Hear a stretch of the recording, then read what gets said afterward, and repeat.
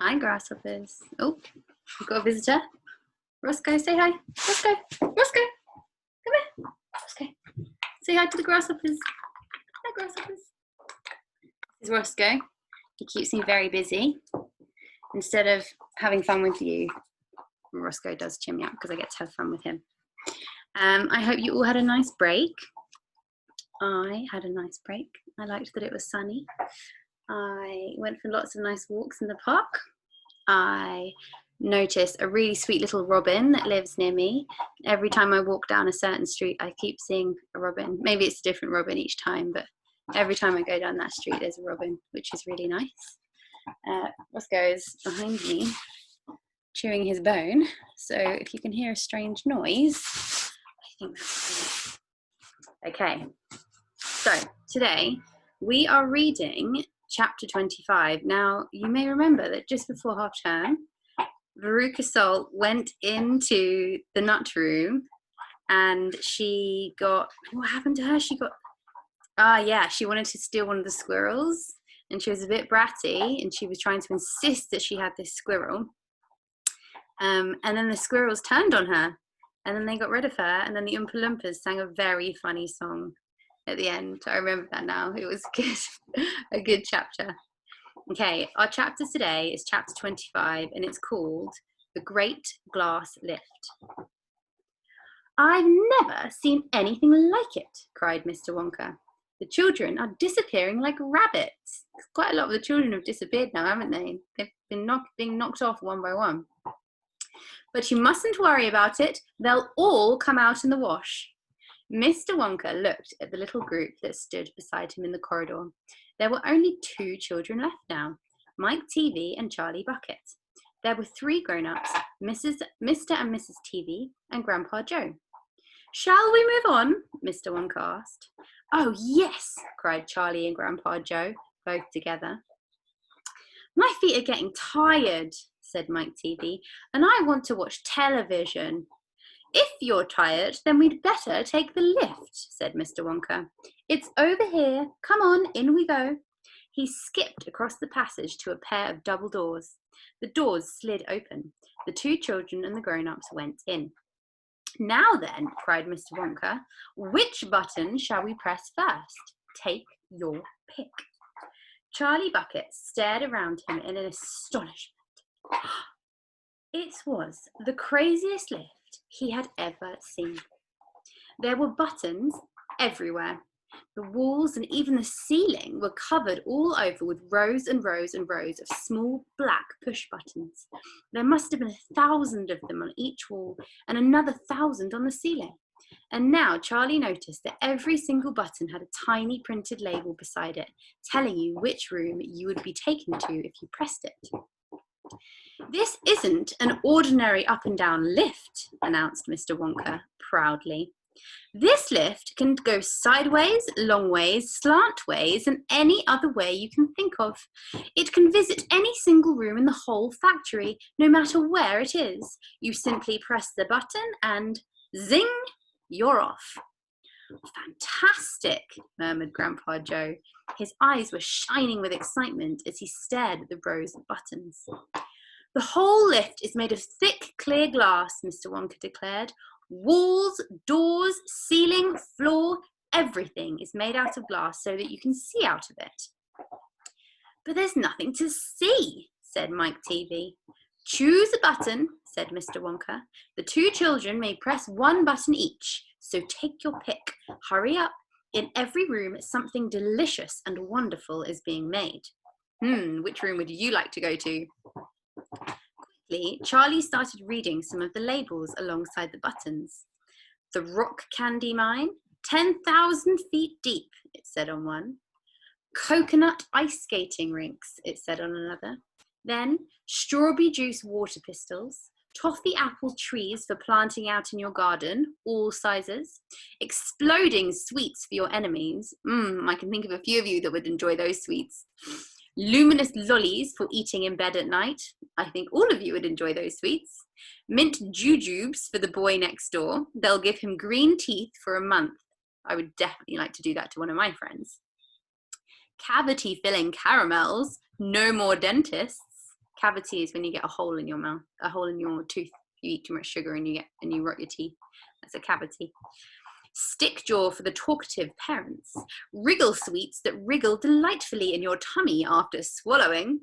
Invisible chocolate bars for eating in class. Sugar-coated pencils for sucking. Would you like those in the class when we go back here too? Fizzy lemonade swimming pools. Magic hand fudge. When you hold it in your hand, you taste it in your mouth. Raindrops, suck them, and you can spit in 6 different colours. Come on, cried Mr. Wonka. We can wait all day. We can wait or we can't wait? We can't wait all day. There isn't a television room in all this lot. No, let me start again. Isn't there a television room in all this lot? Asked Mike TV. Certainly there's a television room, Mr. Wonka said. That button over there. He pointed with his finger and everybody looked. Television chocolate, it said on the tiny label beside the button. Whoopee, shouted Mike TV. That's for me. He stuck out his thumb and pressed the button. Instantly, there was a tremendous whizzing noise. The doors clanged shut and the lift leapt away as though it had been stung by a wasp. But it leapt sideways. And all the passengers, except Mr. Wonka, who was holding on to a strap on the ceiling, were flung off their feet onto the floor. Get up, cried Mr. Wonka, roaring with laughter. But just as they were about to stagger to their feet, the lift changed direction and swerved violently around the corner, and over they went once more. Help, shouted Mrs. TV.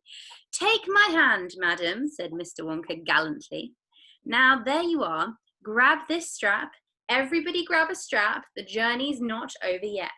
You know when we go on the tube and the people who are standing up, the adults who are standing up, they hold onto the straps, don't they? So I'm guessing it kind of looks a little bit like that. They're holding, like on the tube.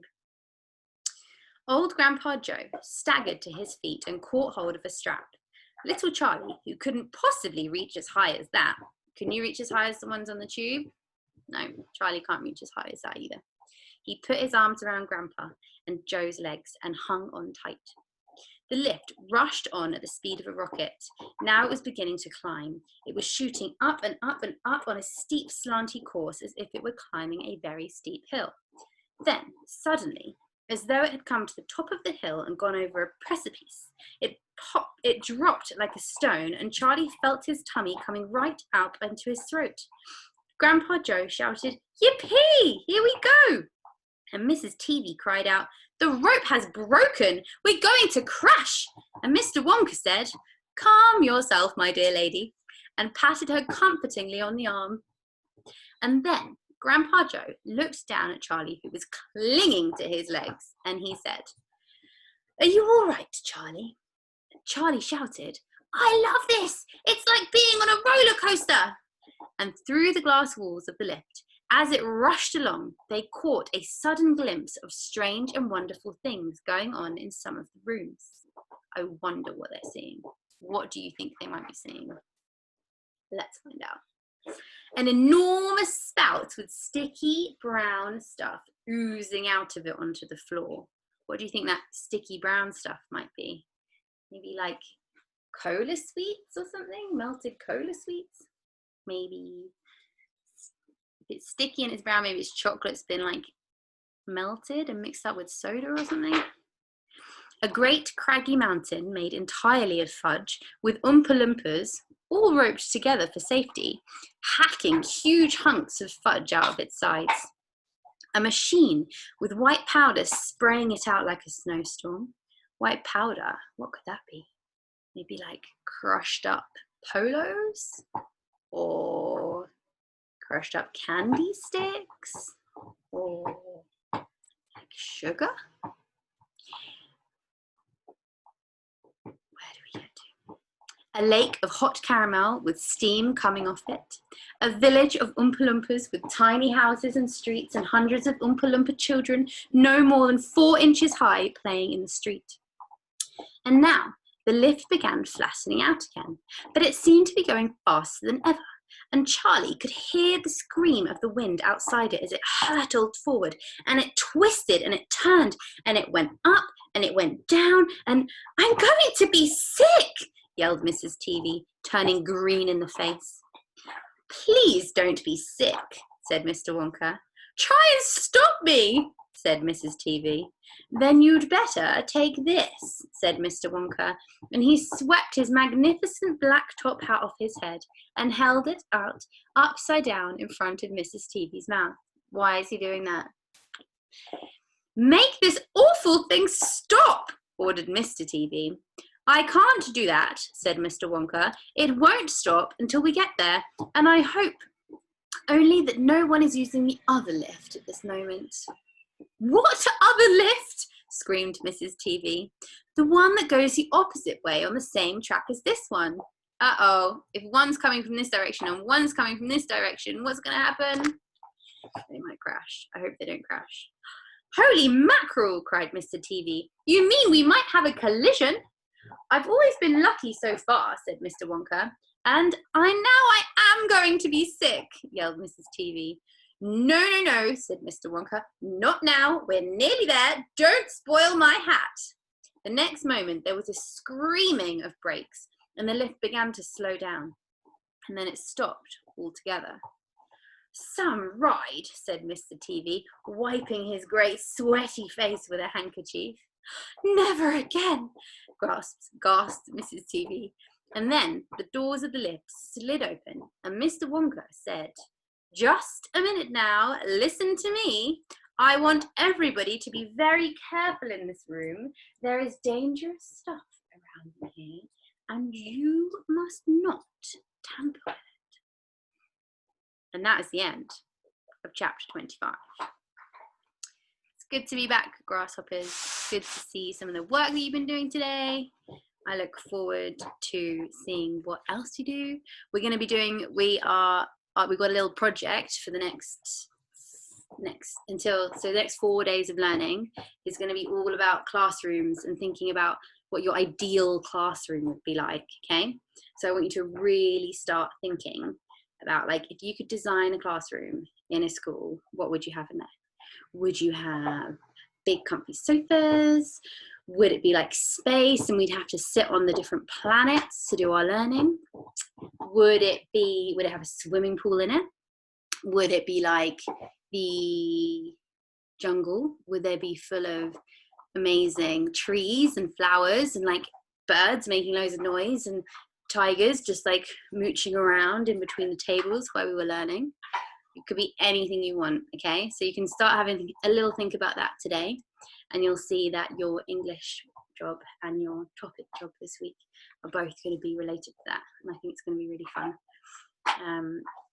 Yeah, and today you've been also telling us what you'd like to learn for the rest of the year, which is awesome. So at the end of the day, Kristen and I will start having a look through those and decide what else we should learn this time. We will see you back here tomorrow. Bye, grasshoppers. Roscoe says bye. Roscoe, say bye. Roscoe, say bye to grasshoppers. Say bye. I think he's more interested in his bone. Bye, grasshoppers.